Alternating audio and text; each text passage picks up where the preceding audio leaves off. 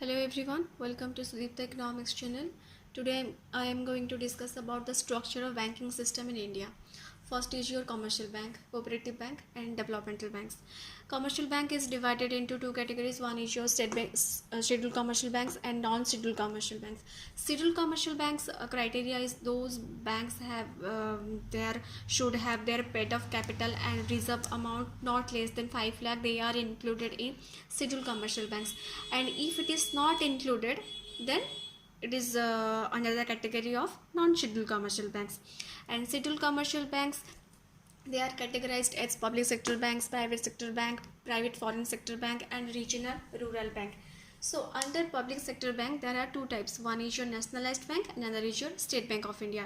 As you know, State Bank of India is your imperial bank of India and it is not included in the nationalized bank under the list of the nationalized bank, because State Bank of India is a own self financial institutions.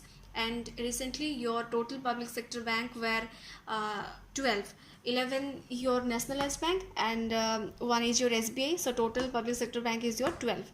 Then come to the private sector bank. This is your two types. One is your old and new private sector bank, for example Axis Bank, HDFC Bank and Yes Bank, etc. Then come to the private foreign sector bank. Actually those foreign banks wants to open the branch in India, they are included in the private foreign sector bank, for example American Express and Citibank. Then is your regional rural bank. They are included in your scheduled commercial bank and actually they are supervised by the NABARD, and it's mainly its purpose is to grant loans to the rural or semi-urban areas, specializing to provide loans to small and marginal farmers. Then come to your cooperative bank. It mainly focuses on agricultural and rural sector lending for providing short-term credit. Then it is your developmental banks.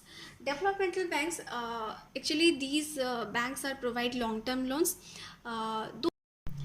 Under developmental banks, they provide long-term finance and support the sectors of the Indian economy which poses higher risk and cannot have access. Actually those loans are not able to access loans from commercial bank. They have to access from developmental banks. For example NABARD, SIDBI, IFCI, Exim Bank, NHB, Mudra Bank, all these things. So, thank you.